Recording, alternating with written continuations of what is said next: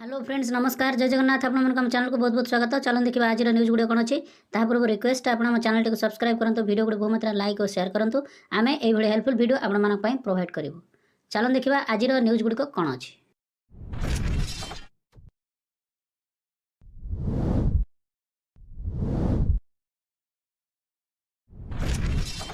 देखंतु वर्तमान ये न्यूज टी आसी आपणकर जो आसंता शनिवार जो मीटिंग टी करिवे समस्त विद्यालय मानकरे अभिभावक मानकु शिक्षक शिक्षयित्री जोटा पीटीएम एसएमसी एसएमडीसी जो मीटिंग टी करिवे तो सही मीटिंग रो वर्तमान आसी एजेंडा जहाँकि आपण माने देखंतु ओडिशा विद्यालय शिक्षा प्राधिकरण शिक्षा सौध यूनिट 5 रो आसी 15/4/2025 रे चिठी आसी देखंतु कौन आसी 4551 चिठी नंबर टी अच्छी।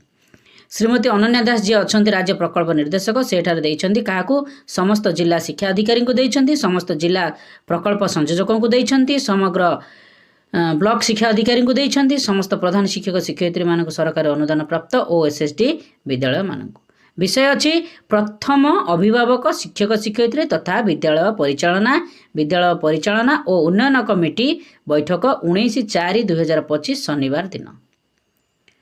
तो से पार पत्र संख्या एठार अच्छी जोटा कि 10/4/2025 आम आपण मानक तार वीडियो छाड़ी आपण मानक वीडियोर लिंक मो डिस्क्रिप्शन में देदेवी आपण मानक अनुरोध आपण सेठारे देखिबा पई। तो महाशया उपरोक्त सूचित विषय प्रति दृष्टि आकर्षण पूर्वक जनावछु जे चलित शिक्षा वर्ष 2025-26 प्रथम अभिभावक शिक्षक शिक्षयित्री तथा विद्यालय परिचालना और उन्नयन कमिटी बैठक 19/4/2025 शनिवार दिन सारा राज्य में विद्यालय गुड़िक अनुष्ठित होब। ए संबंध में पूर्व प्रेरण कर उपरोक्त पत्र निर्देशन अनुजाई आपण माने कार्यक्रम टी सुचारू रूपे संपादन करेंगे और निर्दिष्ट फर्माट तथ्य संग्रह करी राज्य प्रकल्प कार्यालय को पठाइबे। गोष्ठी और विद्यालय मध्य एक समन्वय स्थापन करी कार्यक्रम टी पूर्व निर्धारित नियमावली अनुजाई यथारीति संपादन करेंगे। उक्त बैठक आलोचना हेबाकु थिबा विषय वस्तु एवं बैनर एथिसह संलग्न करागला। उक्त कार्यक्रम सफल रूपायन पर समस्त प्रकार उद्यम जारी रखिबे। आलोच्य विषय वस्तु एक कॉपी समस्त विद्यालय को निश्चित भाव में प्रेरण करेंगे। तो कौन अच्छी चलतु देखा जहाँकि आपण मानकर कार्यक्रम देखंतु एठारे आसिला आपणकर बैनर टी जहाँकि आपण मानकर समग्र शिक्षा लोगोटी अच्छी ओडिशा सरकार आउ ओसेपार लोगोटी अच्छी। तो ये तापर आपणकर अभिभावक शिक्षक शिक्षित तथा विद्यालय परिचालना उन्नयन कमिटी विद्यालय शिक्षार गुणात्मक विकास में राज्य सरकार का एक प्रयास। तो यह रही आपण माने देखिपे यह बैनर मध्य प्रस्तुत होती। देखो बर्तमान कार्यसूची कौन रहा कार्यसूची अभिभावक मानक स्वागत अभिभाषण प्रदान करेंगे। समाप्ति सूचक आकलन जो 2 उपलब्ध को अभिभावक निकट उपस्थापन करेंगे। शैक्षिक कैलेंडर 25-26 आपणकर ताकू मध्य अभिभावक मानक जनइबे। छात्र छात्री मानक मागणार पाठ्यपुस्तक जोगाणर विवरणी जनइबे। मुख्यमंत्री पोषण योजना जहाँकि आपणकर एमडीएम रो नवम दशम श्रेणी छात्र छात्री जो पाइले ताको आलोचना करेंगे। अधार पाठ छाड़ुवा आदौ नाम लेखा नथिबा विद्यालय बाहर थिबा पिलामानक निमंते सर्वेक्षण सेमानकर शिक्षार मुख्य स्रोत शामिल करने अभियान से विषय जनइबे। पिलामानकर शिक्षण अभिवृद्धि निमंते ग्रीष्म अवकाशर गृह कार्य जनइबे। अंशुघात प्रति सावधानता जनइबे। अभिभावक मान विद्यालय शिक्षार सर्वांगीन उन्नति निमंते गठन प्रस्ताव आपण मैंने पाखु फीडबैक नेबे तापर धन्यवाद अर्पण करेंगे। ये 10टी कार्यक्रम आपण मानक करने पड़ो जहाँकि आपणकर ए ध्यान सह देखंतु कौन कौन अच्छी जहाँकि जातीय शिक्षानीति जो 2020 अच्छी ताहापरे आपण जनइबे। एठारे किभଳି भाव में शिक्षक माने शिक्षादान देउछन ताहाको मध्य जनइबे। शिशु बाटिका जो खोला जाइछि ताहाको मध्य जनइबे। किभଳି भाव में नाम लेखा कार्यक्रम खड़ीछुआ दिवस जो कार्यक्रम करागला ताहाको मध्य आपण माने से तो प्रेजेंट थिले किंतु तापर भी आपण माने जणैबाकू पड़िबो। एहा परे देखंतु वर्तमान प्रथम आसला जे अभिभावक मानक स्वागत अभिभाषण प्रदान करेंगे। अभिभावक मानक शिक्षक बैठक प्रारंभ में प्रधान शिक्षक शिक्षयित्री वृंद समस्त अभिभावक को चलित शिक्षा वर्ष प्रथम बैठक को सहृदय स्वागत करेंगे। आलोचना होगा विषय वस्तु गुड़िक है समाप्ति सूचक आकलन 2 उपलब्धि को अभिभावक मान निकट उपस्थापन करेंगे। जहाँकि आपण मानकर जो छात्र छात्री मानकर रिजल्ट को आपण माने तो अप्रूव कर सारी किंतु तथापि आपण माने सेठारे आउथरे उपस्थापन करेंगे। तापर शैक्षिक कैलेंडर जोटा कि आपण मानकर आसी सारी ताहाको आलोचना करेंगे। केते समय निर्घंट अच्छी छुट्टी दिवस कौन कौन अच्छी विभिन्न कार्यक्रम कौन हम पालन कौन कर अभिभावक मानकर शिक्षक शिक्षयित्री मानकर भूमिका कौन रहिबो ସେଥିରେ ବିଦ୍ୟାଳୟ ଉନ୍ନୟନ କମିଟି ଯେଉଁ ଅଛି ତାଙ୍କର କ'ଣ କାର୍ଯ୍ୟକ୍ରମ ଅଛି, କ'ଣ ସେ ଆପଣଙ୍କର ବିଦ୍ୟାଳୟକୁ ସାହାଯ୍ୟ କରିବେ କି ତାଙ୍କର ଭୂମିକା କ'ଣ ରହିବ, ଏସବୁ ବିଷୟରେ ଆଲୋଚନା କରିବେ। ଏହାର ସଫ୍ଟ କପି ଗୁଡ଼ିକ ସମସ୍ତ ପ୍ରଧାନ ଶିକ୍ଷକ ଶିକ୍ଷୟିତ୍ରୀମାନେ ବିହିତ କାର୍ଯ୍ୟାନୁଷ୍ଠାନ ନିମନ୍ତେ ପ୍ରେରଣ କରିବା ପାଇଁ ଓସେପାର ପତ୍ର ନମ୍ବର 7/4/2025ରେ ନିର୍ଦ୍ଦେଶ ଦିଆଯାଇଛି। ଯେଉଁ ଫର୍ମାଟଟି ଅଛି ତାପରେ ଆପଣ 4 ନମ୍ବର ଛାତ୍ରଛାତ୍ରୀମାନଙ୍କୁ ମାଗଣାରେ ପାଠ୍ୟପୁସ୍ତକ ଯୋଗାଣ କରିବେ। ଯାହାକି ଆପଣ ଦେଖନ୍ତୁ ପ୍ରଥମରୁ ଅଷ୍ଟମ ଶ୍ରେଣୀ ପିଲାମାନଙ୍କ ପାଇଁ ସରକାର ଯେଉଁ ମାଗଣା ପାଠ୍ୟପୁସ୍ତକ ଯୋଗାଉଛନ୍ତି ତାହାକୁ ପାଠର ଆଗ୍ରହ ସୃଷ୍ଟି କରିବା ପାଇଁ, ଉପସ୍ଥାନ ହାର ବୃଦ୍ଧି କରିବା ପାଇଁ, ଅଧାରୁ ପାଠ ନ ଛାଡ଼ିବା ପାଇଁ ଏସବୁ ବିଷୟରେ ଆପଣମାନଙ୍କର ତାଙ୍କୁ କହିବେ, ତାକି ସମସ୍ତ ବହି ପ୍ରଦାନ କରାଯାଉଛି ବୋଲିକି ସେଠାରେ ମଧ୍ୟ ଆପଣ ସାର୍ଟିଫାଇ କରି ନେବେ। ତ ଏହାପରେ ପଞ୍ଚମରେ ରହିବ ମୁଖ୍ୟମନ୍ତ୍ରୀଙ୍କର ପୋଷଣ ଯୋଜନା, ଯେଉଁଟାକି ନ୍ୟୁ ଭାବରେ ଯୋଗ ହୋଇଛନ୍ତି ନବମ ଆଉ ଦଶମ ଶ୍ରେଣୀ ଛାତ୍ରଛାତ୍ରୀ। ପ୍ରଥମରୁ ଅଷ୍ଟମ ଆଗେ ପାଉଥିଲେ, ଏବେ ଆପଣଙ୍କର ନବମ ଦଶମ ଶ୍ରେଣୀ ଛାତ୍ରଛାତ୍ରୀ ପାଇବେ, ଯାହାକି ଏପ୍ରିଲ 1ରୁ ଏହା ଲାଗୁ କରାଯାଇଛି। ତାହାକୁ ମଧ୍ୟ କହିବେ। ତା ସହିତ ଆପଣଙ୍କର ମଧ୍ୟାହ୍ନ ଭୋଜନରେ ଯେଉଁ ପରିବର୍ତ୍ତନ କରାଯାଇଛି, ଲଡ଼ୁ ଦିଆଯାଉଛି, ସପ୍ତାହରେ 3 ଦିନ ଅଣ୍ଡା ଦିଆଯାଉଛି, 3ଟି ଲଡ଼ୁ ଦିଆଯାଉଛି, ତାହାକୁ ମଧ୍ୟ ଆପଣମାନେ ଦର୍ଶାଇବେ।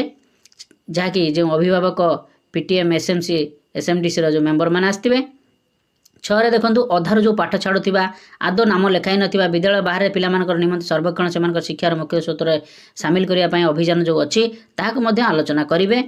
ଦେଖନ୍ତୁ ଏଥିରେ ସର୍ବେକ୍ଷଣର ଉଦ୍ଦେଶ୍ୟ ହେଲା ବିଦ୍ୟାଳୟ ବାହାରେ ଥିବା ପିଲାମାନଙ୍କୁ, ବହୁଭାଷୀ ଶିକ୍ଷା, ଅନୁସୂଚିତ ଜନଜାତି ପିଲାମାନଙ୍କୁ, ସ୍ୱତନ୍ତ୍ର ଆବଶ୍ୟକତା ଶିକ୍ଷାର୍ଥୀମାନଙ୍କୁ ଚିହ୍ନଟ କରିବା, ସେମାନଙ୍କ ଶିକ୍ଷାର ମୁଖ୍ୟ ସ୍ରୋତରେ ସାମିଲ କରିବା। ଏହି ସର୍ବେକ୍ଷଣ କାର୍ଯ୍ୟକ୍ରମ ଶିକ୍ଷକ ଶିକ୍ଷୟିତ୍ରୀମାନେ ସହଯୋଗରେ କରାଯିବ।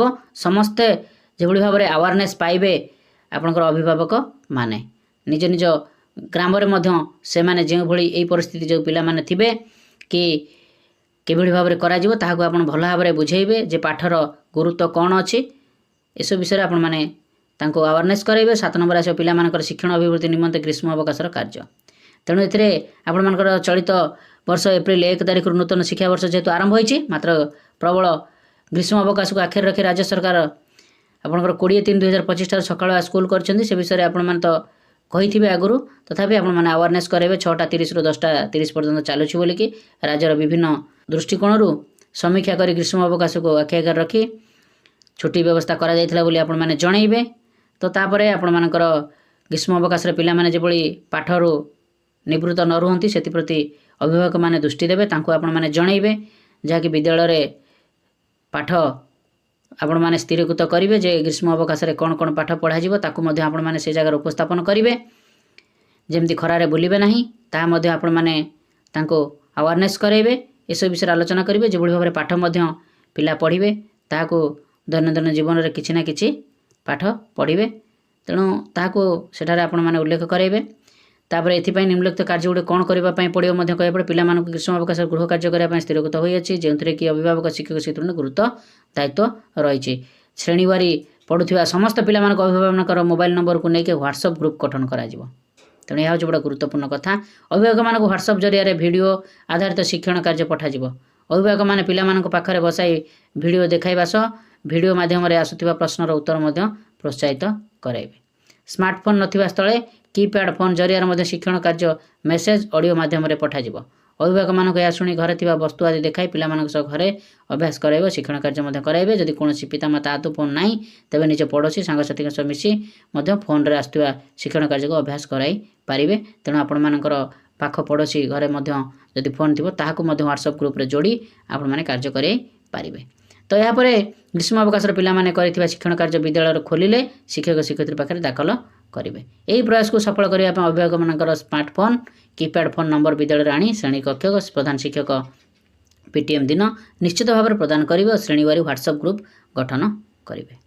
ଏହି କାର୍ଯ୍ୟକ୍ରମ ମାଧ୍ୟମରେ ଆମେ ଅଭିଭାବକମାନଙ୍କ ପିଲାଙ୍କ ଶିକ୍ଷଣ ଯୋଡ଼ିବା ସହ ପିଲାମାନଙ୍କ ପାଇଁ ଏକ ଶୈକ୍ଷିକ ବାତାବରଣ ପ୍ରସ୍ତୁତ କରିବା ସଫଳ ହୋଇପାରିବା, ଏହା ମଧ୍ୟ ଆଲୋଚନା କରିବେ।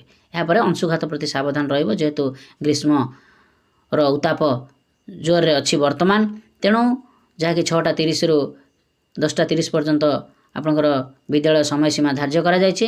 ସେହି ଭିତରେ ଶିକ୍ଷକ ଶିକ୍ଷୟିତ୍ରୀମାନଙ୍କର ଯେଉଁ ସତର୍କ ଅବଲମ୍ବନ କରିଛନ୍ତି ତାହା ମଧ୍ୟ ଜଣାଇବେ। ଗାର୍ଡ଼ିଆନ୍ମାନଙ୍କୁ ମଧ୍ୟ ଜଣାଇବେ ଯେଭଳି ଭାବରେ ଆପଣଙ୍କର କ'ଣ କ'ଣ କରୁଛନ୍ତି ବିଦ୍ୟାଳୟ କ୍ଷେତ୍ରରେ ପିଲାମାନଙ୍କ ପାଇଁ, ବିଦ୍ୟାଳୟ ପିଲାମାନଙ୍କ ପାଇଁ ଶୁଦ୍ଧ ପାନୀୟ ଜଳ ବ୍ୟବସ୍ଥା କରାଯାଉଛି ସେଥିପ୍ରତି ଧ୍ୟାନ ଦେବା। ବିଦ୍ୟାଳୟ ପରିସରରେ ଥିବା ନଳକୂପକୁ ଯଥାସମ୍ଭବ କାର୍ଯ୍ୟକ୍ଷମ କରାନ୍ତୁ, ଏ ବିଷୟରେ ଆଲୋଚନା କରିବେ। ବିଦ୍ୟାଳୟରେ ପର୍ଯ୍ୟାପ୍ତ ପରିମାଣର ORS ପ୍ୟାକେଟ୍ ମହଜୁଦ ରଖନ୍ତୁ, ଏ ବିଷୟରେ ଆପଣମାନେ କହିବେ। ପିଲାମାନଙ୍କୁ ଟାଣ ଖରାରେ ବାହାର କରାନ୍ତୁ ନାହିଁ ବୋଲି କହିବେ।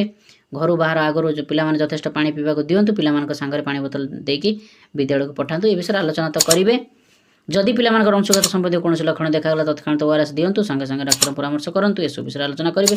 ଅଂଶୁଘାତ ରଖିବା ପାଇଁ ପିଲାମାନେ ବିଦ୍ୟାଳୟରେ ବିଭିନ୍ନ ସତର୍କତାମୂଳକ ପଦକ୍ଷେପ ବିଷୟରେ ଆଲୋଚନା କରାଯିବ।